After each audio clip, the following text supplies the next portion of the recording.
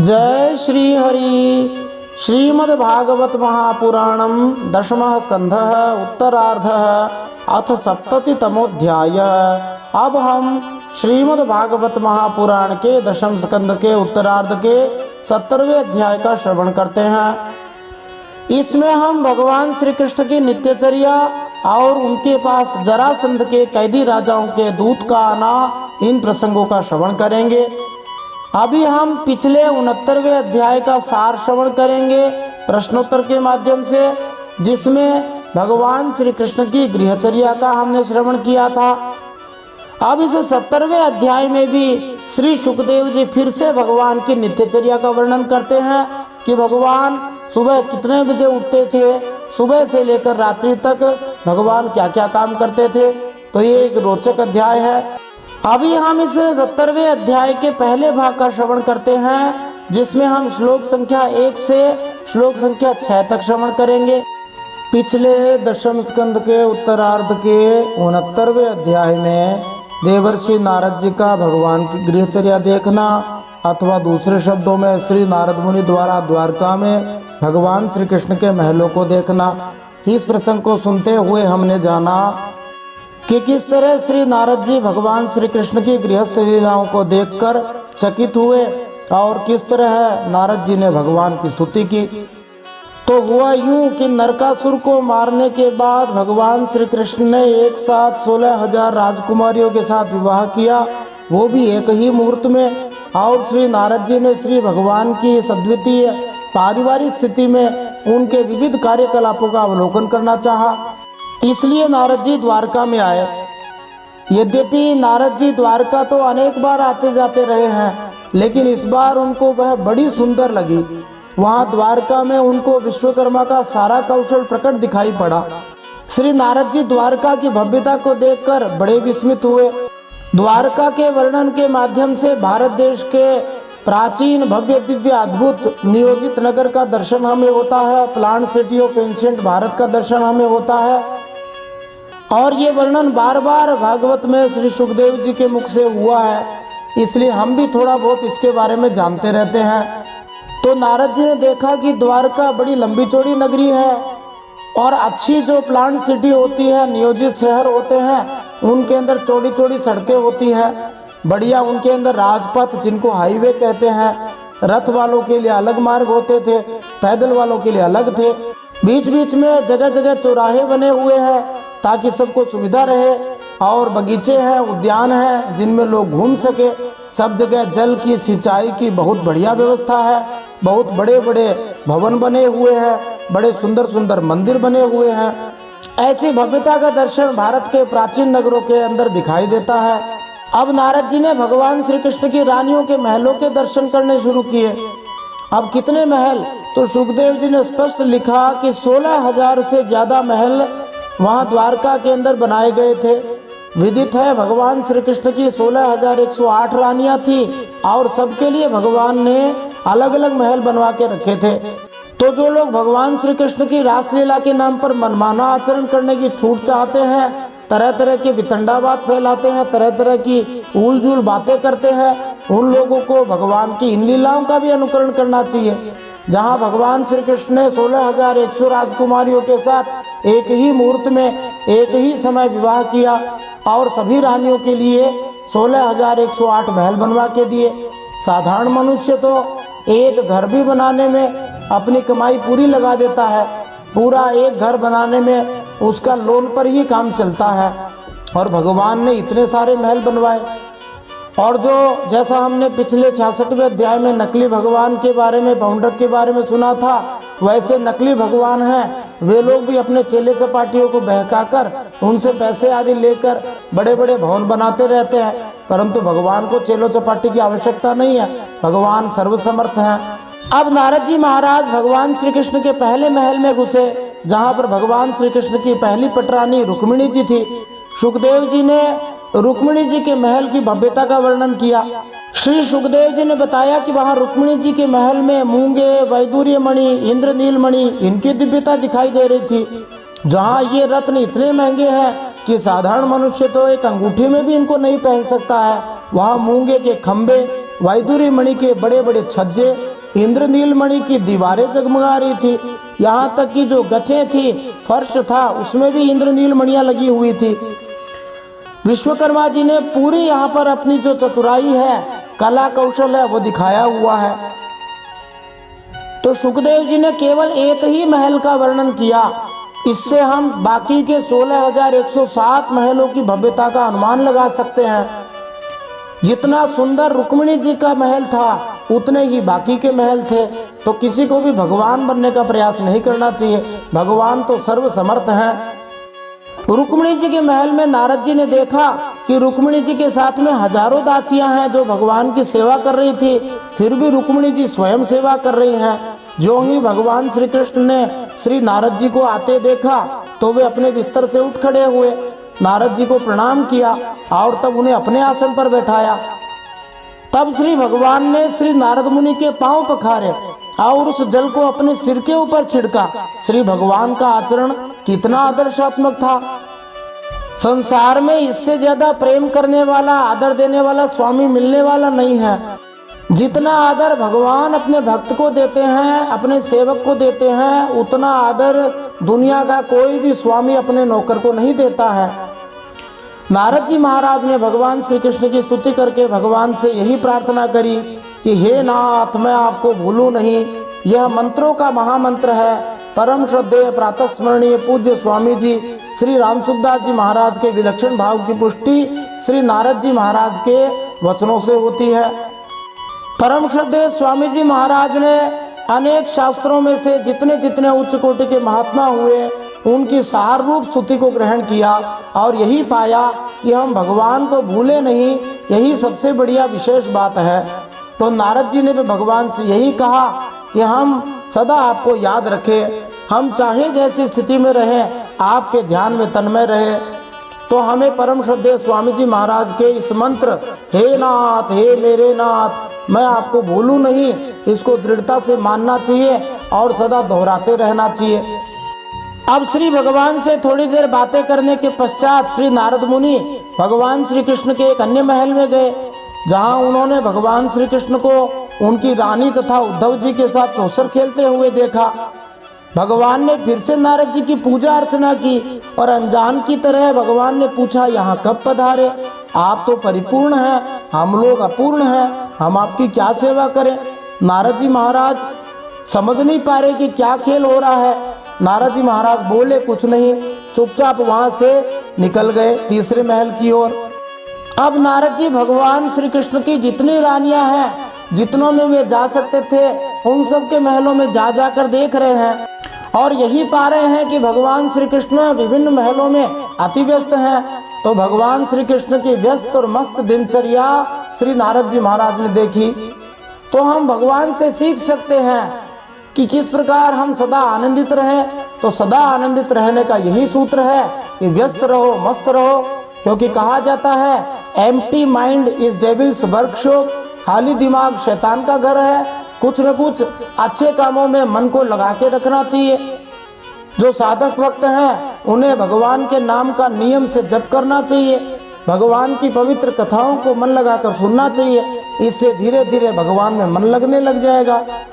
इसके साथ ही हम भगवान श्री कृष्ण के अलग अलग महलों में अलग अलग कार्यकलापों को देखेंगे और कहीं पर भी हम भगवान को दुखी नहीं देखेंगे और कहीं पर भी हम भगवान को ये कहते हुए नहीं सुन पाएंगे कि भगवान कहे कि हमारे पास टाइम नहीं है। तो भगवान श्री कृष्ण से हम टाइम मैनेजमेंट भी सीख सकते हैं।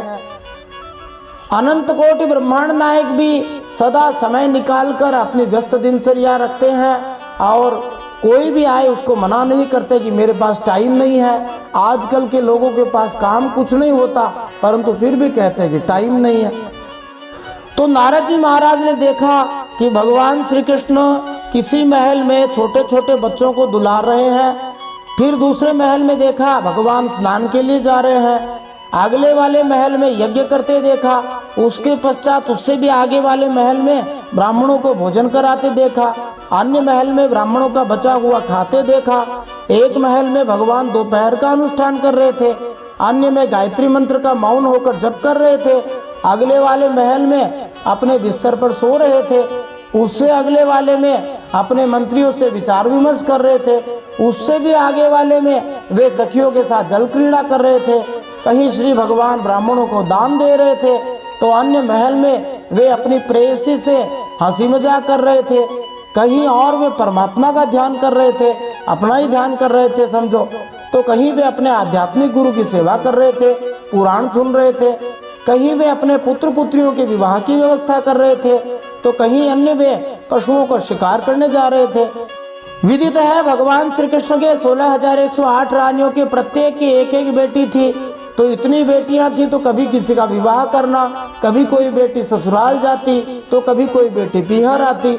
इस प्रकार भगवान सदा ही व्यस्त दिखाई देते। किसी दूसरे स्थान पर भगवान वेश बदलकर यह पता लगा रहे थे कि नागरिक उनके बारे में क्या सोचते हैं या उनकी कोई समस्या तो नहीं है।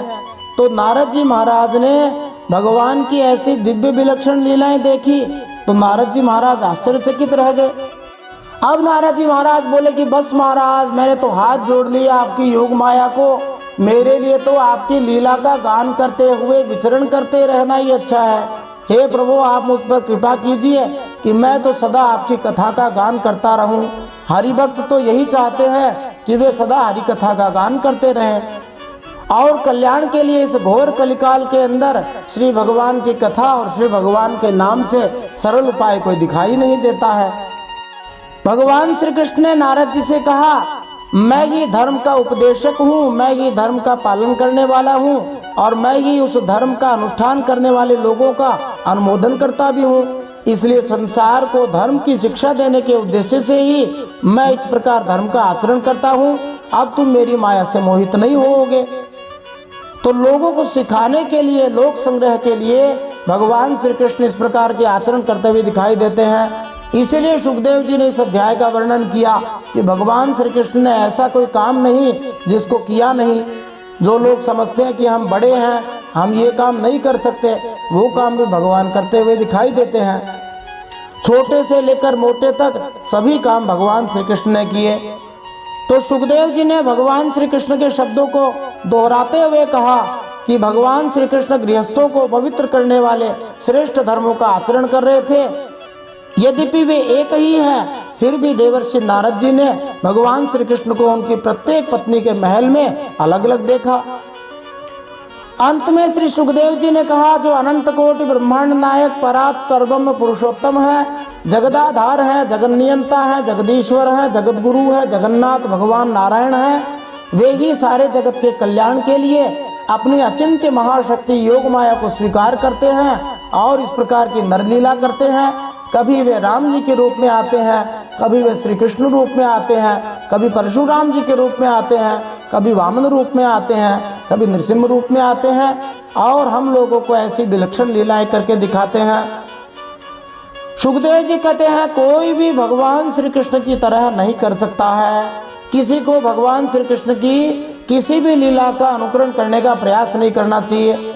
केवल प्रेम भाव वाली जो लीलाएं हैं जिनसे हमारा कल्याण हो सकता है, जैसे रास लीला वृंदावन आदि में होती है, उन्हीं का अनुकरण करने की शास्त्र आज्ञा देता है। और बाकी की जो इस प्रकार की लीलाएं हैं उनका अनुकरण करने की आज्ञा नहीं देता कि भगवान ने इतने ब्याह किए तो हम भी ब्याह करें।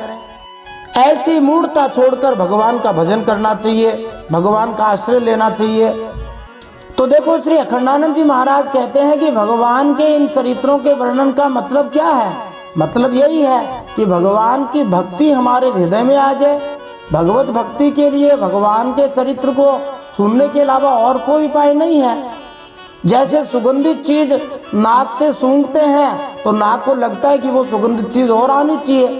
कोई स्वादिष्ट चीज जीभ से हम चखते हैं तो हमें लगता है वो चीज खाएं। कोई सुंदर चीज को आंख से देखते हैं तो लगता है कि इसको बार बार देखें। इस प्रकार सूंघने की, खाने की, देखने की चीजों में प्रेम उत्पन्न होने लगता है। वैसे ही बार बार कानों से भगवान की अनदेखी लीलाओं का जब हम श्रवण करते हैं तो हमें भगवान के प्रति प्रेम उत्पन्न होने लग जाता है। इसलिए श्री सुखदेव जी अंत में कहते हैं कि जो भगवान की लीलाओं का गान करे उसे भी भक्ति प्राप्त हो जाती है, जो सुने उसे भी प्राप्त हो जाती है, और जो केवल भगवान की कथा कहने वाले का सहयोग कर दे, अनुमोदन कर दे, न केवल भौतिक रूप से सहयोग कर दे, बल्कि केवल यदि आत्मिक रूप से, मानसिक रूप से भी सहयोग कर दे कि ये कथा कह रहे हैं, अच्छा काम कर रहे हैं, तो भी उसको भगवान की भक्ति प्राप्त हो सकती है। तो हम भगवान की कृपा से, भगवान के संतों की आज्ञा से भगवत लीला का गान कर रहे हैं। आप लोग मन लगा के भगवान की लीला कथा का श्रवण कीजिए, और साथ में हम जो ये कथा, जो श्री सुखदेव जी और व्यास जी महाराज के मूल चमत्कारी अमृतमय श्लोक हैं, इनका श्रवण करते रहिए, इनको हरि भक्तों में शेयर करते रहिए। इस प्रकार आप अनुमोदन करके भगवान की भक्ति के अधिकारी हो जाएंगे। बोलिए भक्त वत्सल भगवान की जय। अब हम श्रीमद् भागवत महापुराण के दशम स्कंद के उत्तरार्ध के 70वें अध्याय में भगवान श्री कृष्ण की नित्यचर्या और उनके पास जरासंध के कैदी राजाओं के दूत का आना, इस प्रसंग के पहले भाग का श्रवण करते हैं, जिसमें हम श्लोक संख्या 1 से श्लोक संख्या 6 तक श्रवण करेंगे। और इन श्लोकों को सुनते हुए हम इन प्रश्नों के उत्तर प्राप्त कर सकते हैं। ये सभी प्रश्न श्रीमद् भागवत की समझ को बढ़ाने के लिए, भागवत के मर्म को जानने के लिए, भागवत के अंदर से ही बनाए जा रहे हैं। प्रत्येक प्रश्न की प्रामाणिकता के लिए हमने प्रश्न के आगे स्कंद, अध्याय और श्लोक संख्या डाली है। तो प्रश्न इस प्रकार है, भगवान श्री कृष्ण की पत्नियां मुर्गों को क्यों कोसती थीं? ये एक रोचक प्रश्न है। भगवान श्री कृष्ण सुबह कितने बजे उठ जाते थे? ब्रह्म मुहूर्त क्या होता है, अथवा कहो ब्राह्म मुहूर्त क्या होता है? ब्राह्म मुहूर्त कब होता है और ब्राह्म मुहूर्त की क्या महिमा है? ये भी महत्वपूर्ण रोचक प्रश्न है। भगवान श्री कृष्ण किसका ध्यान करते थे? ये भी एक बड़ा ही रोचक प्रश्न है। ध्यान का श्रेष्ठ समय कौन सा होता है? श्री भगवान के ध्यान की महिमा हम जानेंगे। भगवान श्री कृष्ण की प्रातःकालीन दिनचर्या हम जानेंगे, अथवा कहो भगवान श्री कृष्ण की दिनचर्या हम जानेंगे, अथवा कहो एक आदर्श गृहस्थी की दिनचर्या कैसी होनी चाहिए। आइए इन सब प्रश्नों के उत्तर जानने के लिए आज इस दशम स्कंद के उत्तरार्ध के 70वें अध्याय के पहले भाग का श्रवण करते हैं, जिसमें हम श्लोक संख्या 1 से श्लोक संख्या 6 तक सुनेंगे। जय श्री हरि। नारायणं नमस्कृत्य नरं चैव नरोत्तमं देवीं सरस्वतीं व्यासं ततो जयमुदीरयेत्।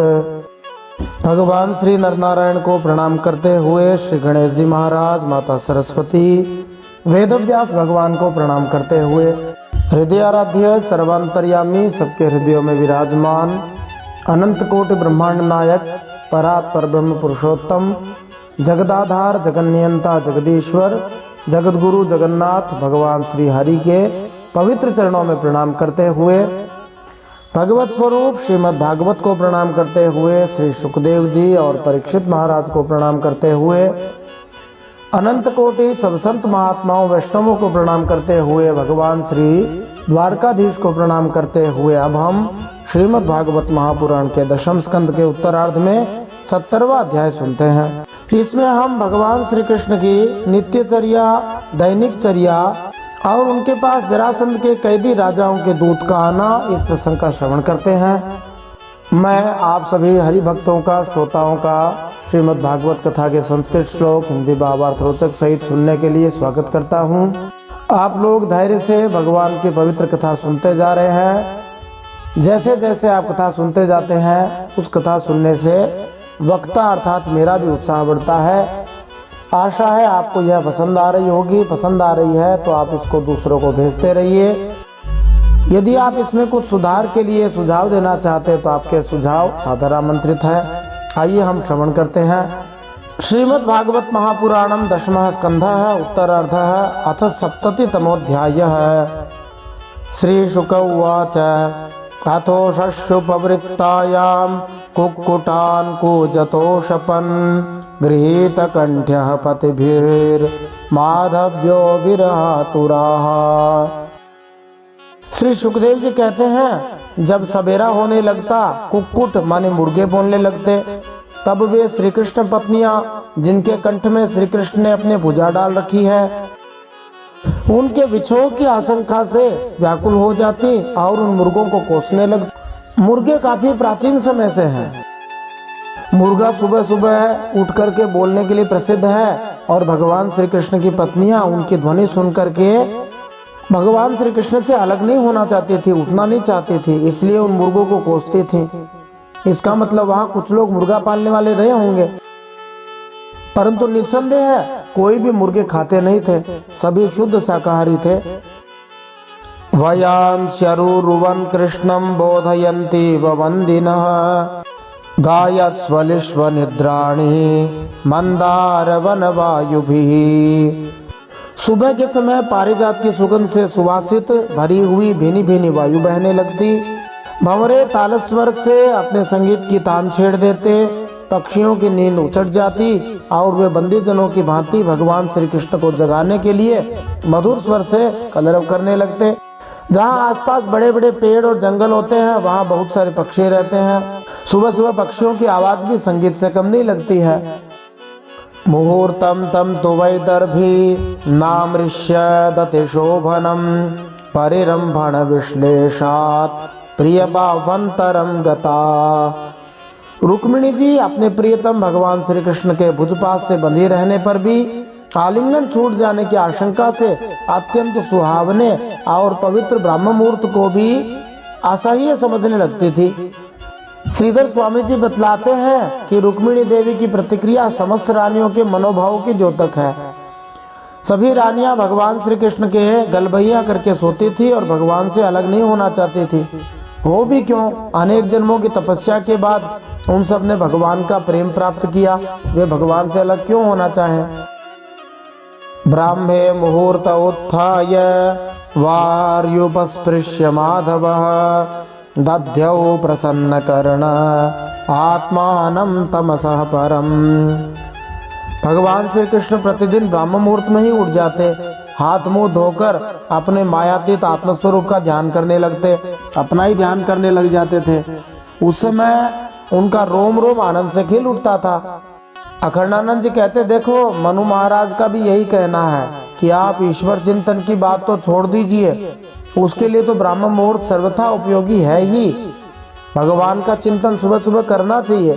यदि आपको अर्थ अथवा धर्म का भी चिंतन करना है, धन चाहिए अथवा धर्म का चिंतन करना है, तो भी ब्रह्म मुहूर्त में उठकर देखिए, उस समय किया हुआ अर्थ चिंतन भी लाभकारी होगा। रात्रि विश्राम के बाद ब्रह्म मुहूर्त में उठने पर बुद्धि बहुत शुद्ध रहती है और अच्छी से अच्छी बात आपके मन में स्फुरित हो जाती है। मनु महाराज ने मनुस्मृति में कहा है, ब्राह्मे मुहूर्ते बुद्ध्येत धर्मार्थौ चानु चिंतयेत काय क्लेशाश्च तन्मूलान वेद तत्वार्थमेव च। यदि कोई रोग हो रहा है तो पहले डॉक्टर वैद्य के पास न जाकर ब्रह्म मुहूर्त में उठकर विचार कीजिए कि वह रोग आपको क्यों हो रहा है, आपसे ऐसी क्या गलती हो गई जिससे कि यह रोग आपके शरीर में आ गया है। आपको उत्तर मिल जाएगा। हर हालत में सूर्योदय के समय सोना नहीं चाहिए, ब्रह्म मुहूर्त में उठ जाना चाहिए। तो भगवान श्री कृष्ण भी ब्रह्म मुहूर्त में उठ जाते, फिर उठकर हाथ मुंह धो लेते और फिर प्रसन्न इंद्रिय से अपना ही ध्यान करने लगते। सुखदेव जी वंशज छंद में बताते हैं कि भगवान किसका ध्यान करते थे।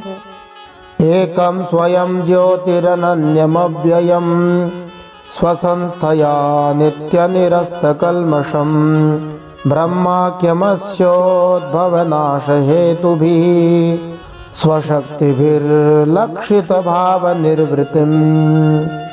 सुखदेव जी कहते हैं कि भगवान जिस आत्मस्वरूप का ध्यान करते थे वो कैसा था। भगवान का वह आत्मस्वरूप चाहे सजातीय दृष्टि से देखो, चाहे विजातीय दृष्टि से देखो, चाहे स्वगत भेद से देखो, इन सब से रहित है, एक है, अखंड है। सजातीय माने समान जाति वाले, विजातीय माने अलग जाति वाले, माने अलग प्रकार की चीज है, और अपना भेद से पराय भेद से रहित है, एक ही है। परमात्मा का ध्यान क्या है जी? परब्रह्म परमात्मा एक है जिसमें सृष्टि का अन्वय व्यतिरेक है।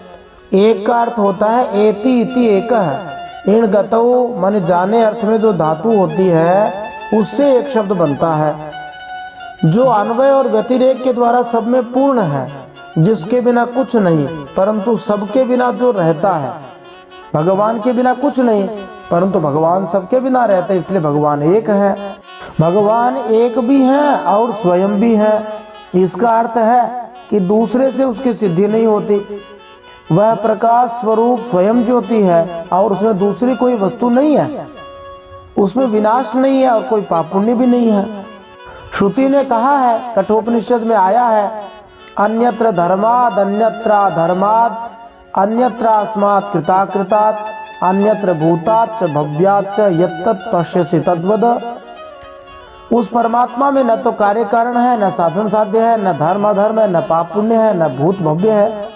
ऐसा जो ब्रह्म परमात्मा है उसका ध्यान श्री कृष्ण पहले कर लेते तो वह परमात्मा एक है, क्योंकि उसमें किसी प्रकार की उपाधि या उपाधि के कारण होने वाला अन्य वस्तु का अस्तित्व नहीं है।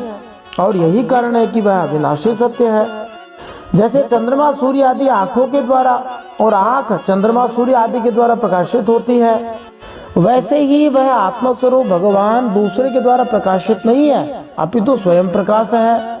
इसका कारण है कि अपने स्वरूप में ही सदा सर्वदा और काल की सीमा के परे भी एक रस स्थित रहने के कारण अविद्या उसका स्पर्श भी नहीं कर सकती। इसी से प्रकाश से प्रकाशक भाव भगवान में नहीं है। वैसे भगवान जगत प्रकाश से प्रकाशक रामू है। जगत को प्रकाशित करने वाले भी वही हैं और प्रकाशित हो भी स्वयं ही रहे हैं। जगत की उत्पत्ति, स्थिति और नाश की कारणभूता ब्रह्म शक्ति, विष्णु शक्ति और रुद्र शक्तियों के द्वारा केवल इस बात का अनुमान हो सकता है कि वह स्वरूप एक रस, सत्ता रूप और आनंद स्वरूप है। उसी को समझने के लिए ब्रह्म नाम से कहा जाता है। भगवान श्री कृष्ण अपने उसी आत्म स्वरूप का प्रतिदिन ध्यान करते थे। इस श्लोक में भाव शब्द समस्त उत्पन्न प्राणियों का सूचक है।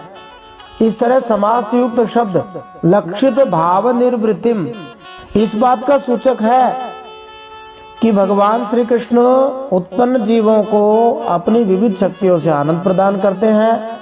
निस्संदेह आत्मा कभी उत्पन्न नहीं किया जाता, किंतु हमारा भौतिक बद्ध अस्तित्व श्री भगवान की शक्तियों की अन्योन्य क्रिया से उत्पन्न होता है। जिसे श्री भगवान की अंतरंग शक्ति की कृपा प्राप्त होती है, वही परम सत्य के स्वभाव को समझ सकता है। यही समझ कृष्ण भावना कहलाती है। फिर भगवान क्या करते हैं, सुखदेव जी कहते हैं, अथा प्लुतोम्भस्य मले यथा विधि क्रियाकलापं परिधाय वाससि चकार संध्यो पगमादि सत्तमो हुतानलो ब्रह्म जजाप वाग्यता। ध्यान करने के बाद भगवान द्वारकाधीश विधि पूर्वक निर्मल और पवित्र जल में स्नान करते, फिर शुद्ध धोती पहनकर, धोई हुई धोती पहनकर, धोती शब्द का अर्थ ही होता है जो रोज धोई जाती हो, दुपट्टा ओढ़कर यथाविधि नित्य कर्म संध्या वंदन आदि करते। इसके बाद हवन करते, मौन होकर गायत्री का जप करते। क्यों न जपे जी, भगवान सत्पुरुषों के पात्र आदर्श जो है, जप किया जाता है तो बिना बात किए किया जाए तो ज्यादा लाभ होता है। कुछ लोग माला भी फेरते जाते हैं, बात भी करते जाते हैं, ऐसा नहीं करना चाहिए। माला मौन होकर ही फेरनी चाहिए, जिससे कि मनवाणी का प्रवाह है भगवान की ओर लगा रहे।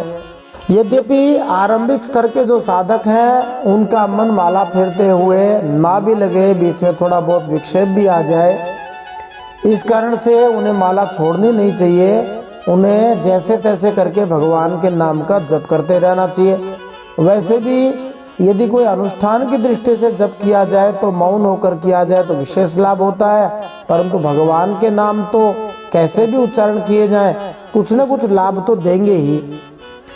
ये बात जरूर है कि मौन होकर मन लगाकर यदि भगवान के नाम का जप किया जाए तो अतिशीघ्र बहुत ज्यादा लाभ हो सकता है, परंतु वो स्थिति भी आ सकती है। इसलिए आरंभिक स्तर के साधकों को भगवान के नाम का जप आरंभ कर देना चाहिए। श्रीधर स्वामी जी यहाँ इस श्लोक की व्याख्या में संकेत करते हैं कि भगवान श्री कृष्ण कण्व मुनि की गुरु शिष्य परंपरा में थे, अतः उन्होंने सूर्योदय के पूर्व अग्नि में आहुति डाली, तब उन्होंने गायत्री मंत्र का जप किया। कथा को पूरा सुनने के लिए आपका बहुत बहुत धन्यवाद। यदि आप चैनल पे नए हैं तो चैनल को सब्सक्राइब करना न भूलें। यदि आपने पहले से सब्सक्राइब किया हुआ है तो आपका धन्यवाद। कथा को लाइक जरूर करें, ज़्यादा से ज़्यादा हरि भक्तों में शेयर करें। अब इसी 70वें अध्याय के अगले भाग में हम जानेंगे कि भगवान सुबह उठने के बाद में और क्या क्या काम किया करते थे। जय श्री हरि, श्रीमन नारायण अर्पणमस्तु।